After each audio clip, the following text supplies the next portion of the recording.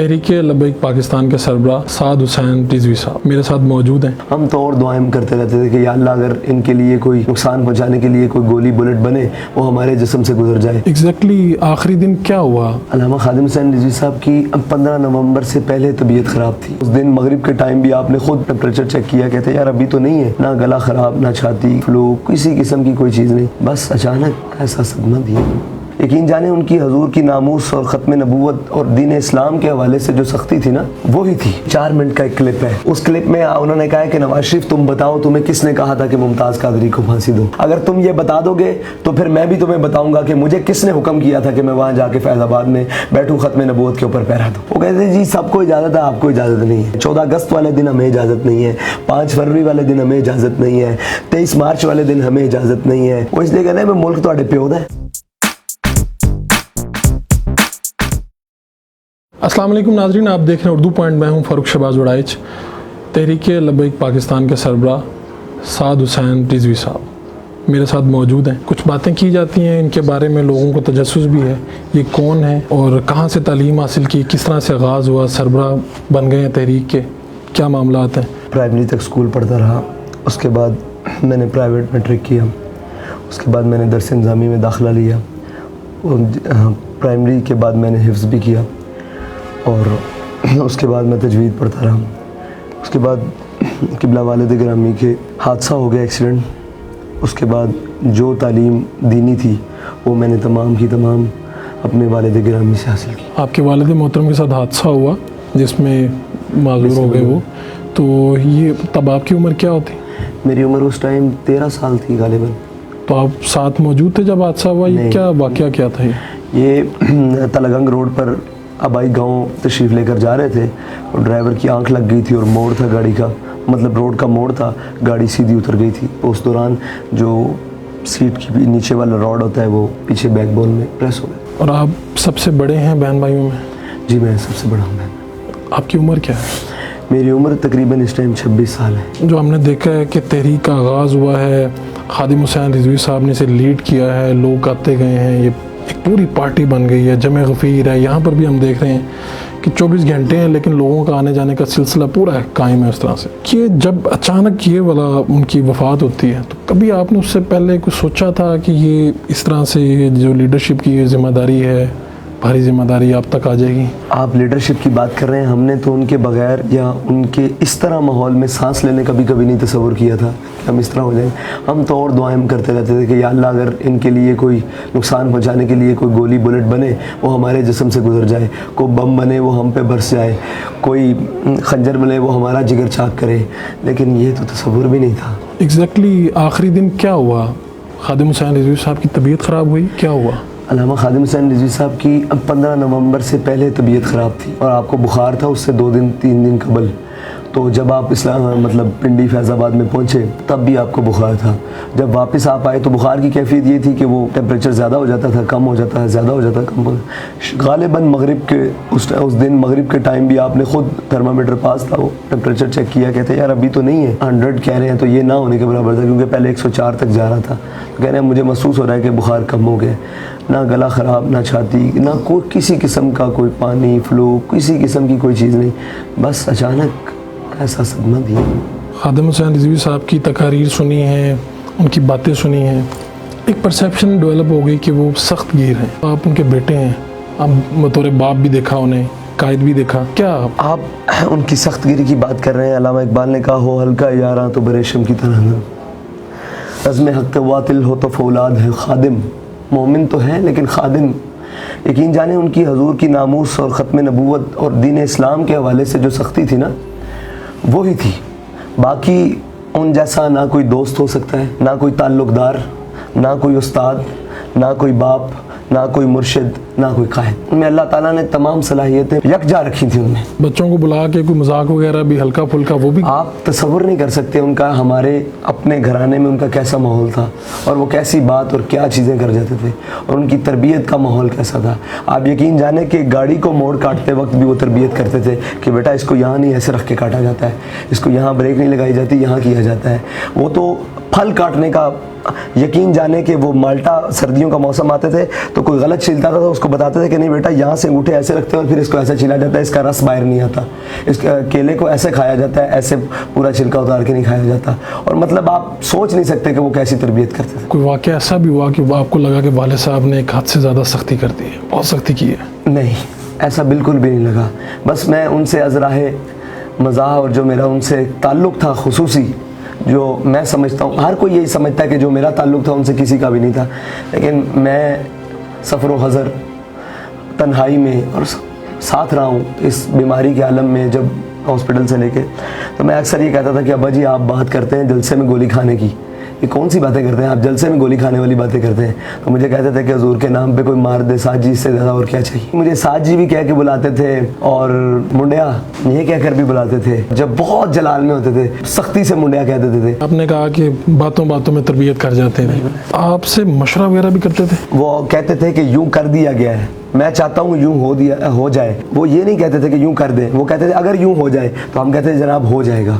بس اس دوران ہماری اس سے آگے کبھی بات نہیں بڑھ سکی اور واللہ وہ ہو جاتا تھا. بڑے بڑے سخت حالات آئے, گرفتاری بھی ہوئی, 6 ماہ چیزیں چلیں, شیلنگ بھی ہوئیں, دھرنے ہوئے, ساری چیزیں ہوئیں. کہیں پہ آپ نے دیکھا ہو کہ یار علامت تھوڑا سا گھبرا گئے؟ دیکھیے جی, ان کی برکت سے میں آپ کو بات کرتا ہوں, وہ بہت عالی مقام ہے. ان کی برکت سے آپ کی حیات مبارکہ میں واللہ ایک دن بھی ہمارے دل پر بھی نہیں گزرا. شاید ان کا ہمارے دلوں پر بھی کنٹرول تھا. میرے ذاتی دل پر بھی کبھی نہیں گزرا کہ یار یہ کیا ہو گیا, یہاں تو ہم پھنس جائیں گے, یہاں ہم پھنس چکے ہیں, یہاں ہمارے ساتھ کیا ہوگا. بلکہ اگر وہ خاموش ہوتے تھے تو وہ میرے منہ سے کوئی بڑی بات سننا چاہتے تھے کہ یہ آگے بڑھ کر بات کرے. تو ہوا بھی ایسا الحمدللہ ان کی حیات مبارکہ میں. ہمیں پتہ چلا کہ جب حالات بڑے سخت ہوئے تو عدالت وغیرہ میں ادھر وغیرہ جانا پڑا, تو پھر آپ نے کچھ آگے بڑھ کر کچھ چیزیں آرگنائز کیں, کچھ لوگوں میں جذبہ پیدا کیا. ایگزیکٹلی کیا ہوا 2018 اور وہ مشکل حالات, اگر تھوڑا سا تذکرہ کریں. ہم نے کبھی سوچا نہیں تھا کہ ہم کیونکہ پہلی دفعہ جیلیں, حضرت کی بات نہیں کر رہا, باقی ساتھیوں کی بات, اپنی بات کر رہا ہوں, کیونکہ یکدم ایک کریک ڈاؤن ہوا اور شدید کریک ڈاؤن ہوا. مطلب گورنمنٹ کے اپنے فگر 40,000 ابو ہے کہ اس میں گرفتاریاں ہوئی, علماء شہید ہو گئے جیلوں میں, اور ٹانگیں ٹوٹیں, فائر لگے, بہت کچھ ہوا. تو یکدم ایک خوف سا طاری ہو گیا. پھر ہوا یوں کہ میں جیل میں ایک ملاقات کے لیے چلا گیا. میں نے پوچھا کہ باہر کیا بنا, کیا معاملات ہوئے. تو میں نے حضرت کو بتایا کہ جناب باہر یہ معاملات ہوئے, فلاں شہید ہو گئے, فلاں کا یہ ہو گیا, گھر پر پولیس بیٹھی ہے, رینجر بیٹھی ہے, معاملات ہیں, بہت سارے کچھ ہیں. مطلب ایجنسیز والے آ رہے ہیں, مطلب اتنا پریشر ہے, میڈیا کہہ رہا ہے بغاوت کے مقدمے ہو جائیں گے, منسٹر اعلان کر رہے ہیں کہ فلاں ہو جائے گا فلاں. تو آپ فرمانے لگے اچھا پھر تم کیا کہتے ہو. میں نے کہا جی میں تو آپ آج بڑی مشکل سے آپ سے ملنے آئے ہوں جیل میں, کیونکہ میرا لکھپت میں اس سے پہلے بھی آنا جانا تھا. تو کہنے لگے زندہ میں بھی نہ گئی شورش اپنے جنوں کی, زندہ میں بھی نہ گئی شورش اپنے جنوں کی, اب سنگ مداوا ہے اس آشفتہ سری کا. بس یہ ان کا جملہ تھا. میں نے کہا جی اب, میں نے کہا بس ہم اندر آ گئے تو کام رک جائے گا. میں نے کہا جی نہیں, وہ کہہ رہے ہیں جلا ہوا, مطلب ان کا ایک اپنا سٹائل تھا, جلا ہوا ہے, ایک کام رک جائے گا. ورفعنا لک ذکرک نے ذمہ انہیں اپنے سر لیا, ساڑھا کام ہی نہیں. بس باہر آ کے پھر اس کے بعد کام دوبارہ جاری ہو گیا اور کسی قسم کی کوئی رکاوٹ نہیں. جو آئیں ان کو اللہ تعالیٰ نے آسان کیا. تو ایک نقطہ جو ابھی چل رہا ہے, میں ان کی آخری تقاریر بڑی وائرل ہو رہی ہیں, لوگ باتیں کر رہے ہیں اس میں. انہوں نے کہا کہ میں پھر بتاؤں گا, میں ان کا نام لوں پھر. 4 منٹ کا ایک کلپ ہے, اس کلپ میں انہوں نے کہا کہ نواز شریف تم بتاؤ تمہیں کس نے کہا تھا کہ ممتاز قادری کو پھانسی دو, تمہیں کس نے کہا تھا کہ تم 7C اور 7B میں ترمیم کرو, تمہیں کس نے کہا تھا کہ وہ حلف میں تبدیلی کرو ختم نبوت کو. اگر تم یہ بتا دو گے تو پھر میں بھی تمہیں بتاؤں گا کہ مجھے کس نے حکم کیا تھا کہ میں وہاں جا کے فیض آباد میں بیٹھوں ختم نبوت کے اوپر پہرا دوں. اب وہ جن کی جانب اشارہ کر رہے تھے ان کے پاس وہ پہنچ چکے ہیں.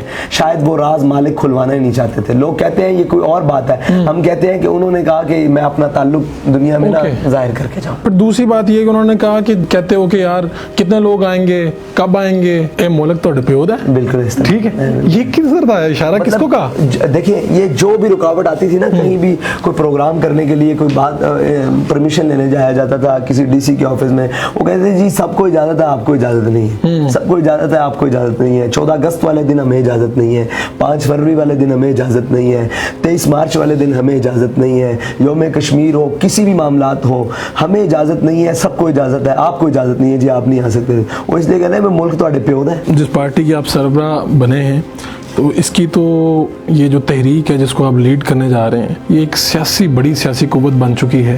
خود جب آپ پچھلے 3-4 دن سے جب رات کو تنہائی میں بیٹھتے ہیں تو کیا سوچتے ہیں؟ تخیل میں کچھ بن نہیں پا رہا, سب خیالات, جذبات, احساسات ٹوٹے ہوئے ہیں. ابھی کہیں بھی ایک ان کا اجتماع نہیں ہو پا رہا. جب کہیں ہوگا وہ پھر کچھ نیا تخیل میں کوئی تخیلات بڑھیں گے, کوئی فکر سوچ بڑھے گی. ابھی تک تو کچھ جمع ہی نہیں ہو پا رہا. اپنے والد محترم کا جو انہوں نے اپنی زندگی میں معاہدہ کیا تھا کہ اتنے ماہ کے اندر اگر حکومت قانون سازی کرے گی پارلیمنٹ کے تھرو اور پھر سفیر کو ملک بدر کیا جائے گا, تو سعد حسین رضوی صاحب کیا ہوگا؟ ان 3 ماہ کی میرے خیال ڈیڈ لائن ہے, 3 ماہ میں اگر یہ چیزیں نہیں ہوتی پھر کیا ہوگا؟ پھر تو ہماری مجلس شورا بیٹھے گی اس سے پہلے ہی اور ہم فیصلہ کریں گے. بس اتنی سی چھوٹی سی بات ہے کہ کچھ نہ ہوا نا, خون تو ہے, کچھ نہ ہوا تو وفادار ساتھی تو ہے. زیادہ کچھ نہ کر سکے اپنی جان تو پیش کر دیں گے حضور کی ناموس کے لیے, اور کچھ نہ کر سکے تو. یہ جب وفات ہوئی ہے تو اس کے بعد وزیر اعظم, آرمی چیف, ان سب لوگوں نے ٹویٹر اور ان کے بیانات تو جاری ہوئے ہیں.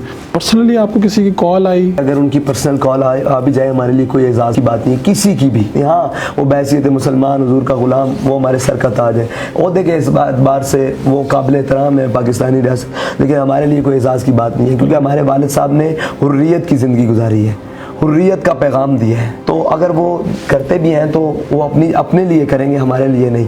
ابھی تک ہمارے ساتھ کسی نے آفیشیل یا نا آفیشیل کسی نہیں آیا.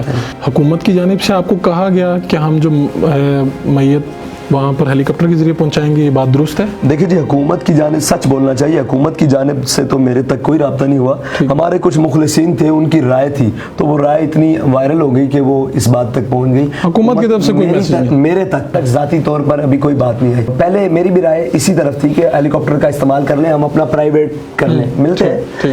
تو پھر اس کے بعد کہا گیا کہ نہیں, یہاں بھی لینڈ نہیں ہو سکتا اور وہاں بھی لینڈ نہیں ہو سکتا, اتنے لوگوں میں تو لینڈ نہیں ہو سکتا نا, اور پل پہ بھی نہیں لینڈ ہو سکتا, برج پہ.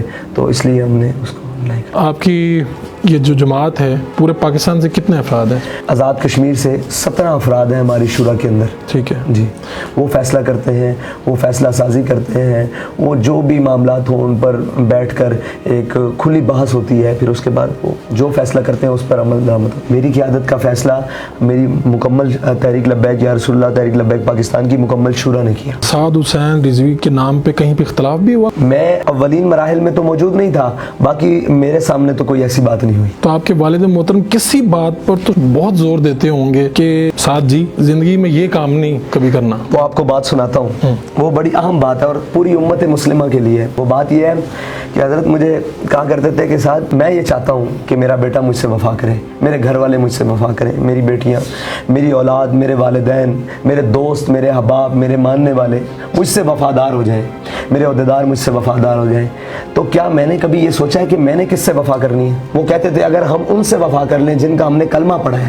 وہ کہتے تھے کہ میں آپ کو حقیقتاً کہتا ہوں کہ پھر ساری دنیا تم سے وفا کرے گی, ان سے وفا کر کے دیکھنا, پھر یہ تمہیں کہنے کی ضرورت بھی نہیں پڑے گی کہ یہ میرا وفادار نہیں ہے. تم میں سے غداری کوئی نہیں کرے گا, تم ان کے وفادار ہو جاؤ. یہ سب رشتے, یہ سب ناطے, یہ سب تعلقات, یہ سب دوستیاں یاریاں تمہارے وفادار. فیض آباد دھرنا, اس میں ایک ویڈیو وائرل ہوتی ہے جس میں پیسے دیے جا رہے ہیں, جو ریاستی ادارے ہیں ان کی جانب سے پیسے تقسیم کیے جا رہے ہیں. باوردی میں کیا تھا واقعہ, کیا تھا, کیوں پیسے دیے جا رہے تھے, کن کو دیے جا رہے تھے؟ ہمارے کارکنان تھے یہ, وہ حالانکہ ہمارے دیکھیں سادے لوگ تھے, وہ آئے تھے جیل سے.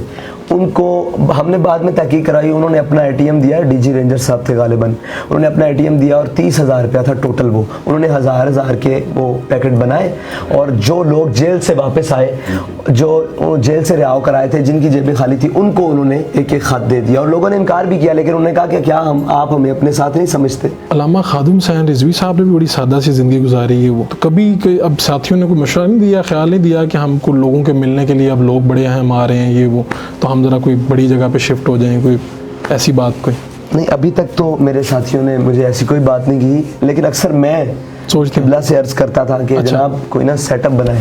تو وہ فرماتے تھے جس دن سیٹ اپ بن جائیں گے نا اس دن تمہارا خیال آگے نہیں ہوگا پیچھے ہوگا. تو اپنی تحریک کے کارکنان کے لیے کیا پیغام ہے ان کے نئے امیر سعد حسین رضوی کا؟ ان کے نئے سعد حسین رضوی نہیں، میں ایک ان کا بھائی ہوں چھوٹا، بلکہ سارے مجھے سعد بھائی کہتے ہیں، اور الحمدللہ میں ان کے اندر ہی رہا ہوں.